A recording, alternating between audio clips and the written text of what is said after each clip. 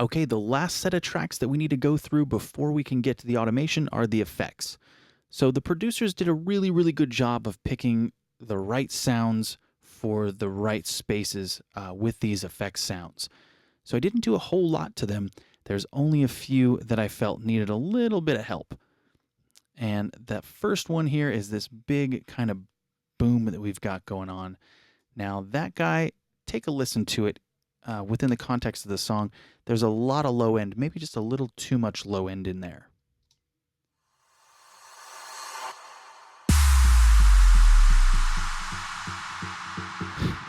Yeah.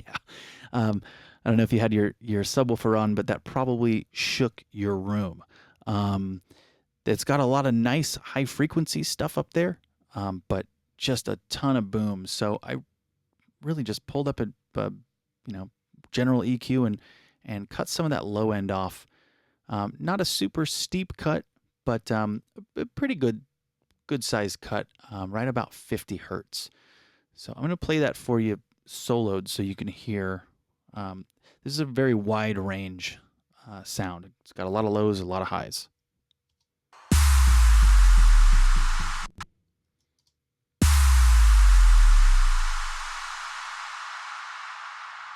So I really like what the highs are doing, but again, a little too much, earth shattering low end on there. So here it is with the EQ applied.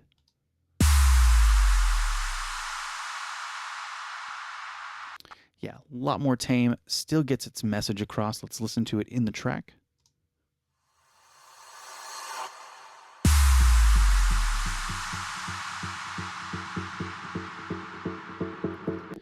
Yeah, much better. That definitely sits better with my sub and probably yours too.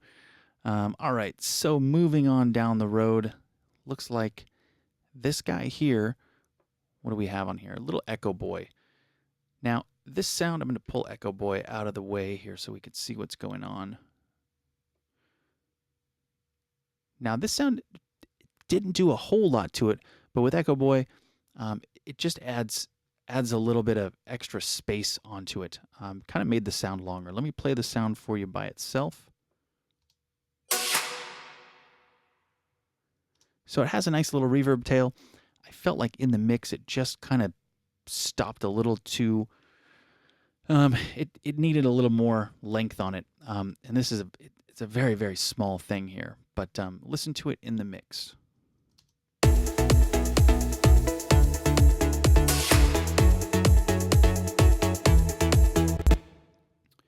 So what I did is I just added this fat ping pong set to 16th note delay on the left and 32nd note on the right. So very, very, very fast delays.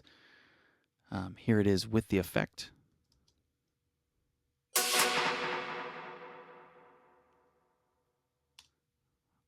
Now bypassed. And in the mix.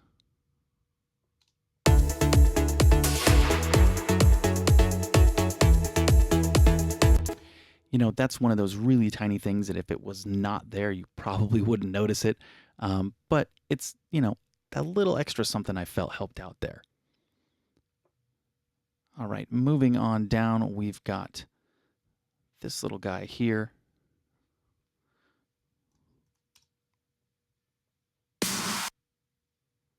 So that was with this EQ on, and let's take it off and see what it was like originally.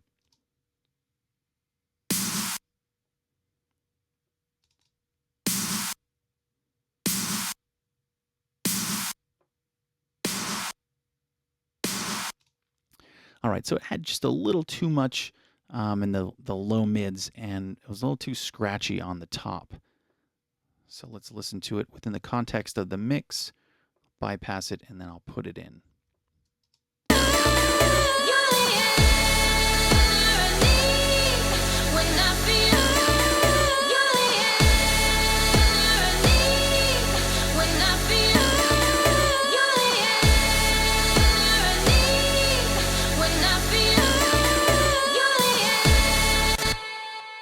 Yeah, it just had a little too much on it. So again, very small, subtle change to it, but I think it helps out, helps it sit a little bit better in the mix. And let's see, moving on down, I know that there was an effect on here. It was actually a time-based effect. So let's go over here to our sends. Let's get rid of that one. Yeah, I did end up adding a little bit of reverb, this general reverb or the generic reverb, to this sound right here. You can hear it a little bit more in the second time it plays. So I'll play it for you just by itself. This is this up filter.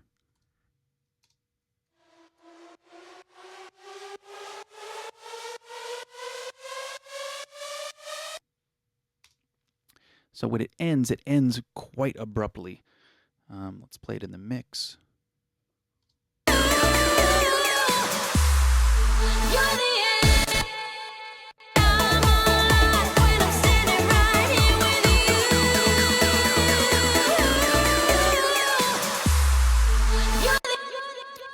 So all I did was add a little bit of reverb onto that. Let me play it for you soloed so you can hear what the reverb's doing, then I'll drop it in the mix.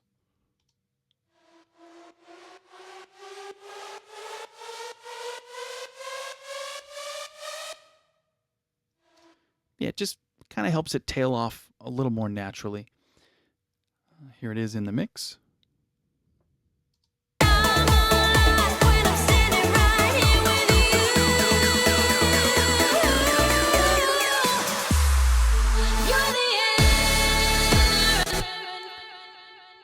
And again, very subtle, but I just felt like it kind of stuck out. It just felt a little too dry. All right, moving on. What do we have? Yeah, this guy. This is another kind of big boom coming into the chorus. So into chorus 1A and also into chorus 2A. Let's listen to it by itself with no EQ. Hear what it's doing.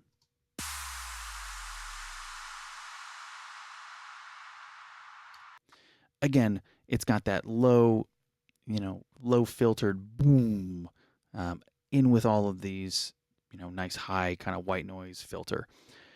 I ended up, let's pull up the EQ here, ended up just cutting out all of the bass. Remember, chorus 2A or chorus 1, when it hits, the same with chorus 2, when it hits, there's that giant kick drum, the regular kick drum that hits and comes in. And I didn't want the bass of this boom clashing with that kick drum. So I just cut all the bass out and felt like within the context of the song, it needed a little more highs and a little bit out of the mids. So here it is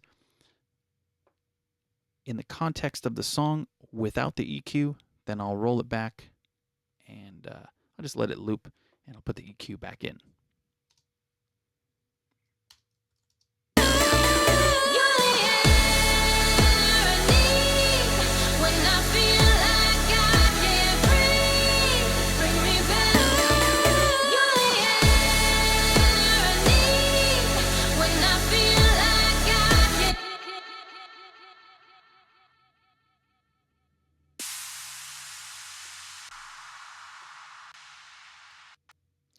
Yeah, so again, another little small change, but I felt like that part of the chorus needed a little more high end, and then again, cutting that low end out just made sure that it didn't clash with the kick drum. All right, that is, let's double check. Yep, that is everything for the effects.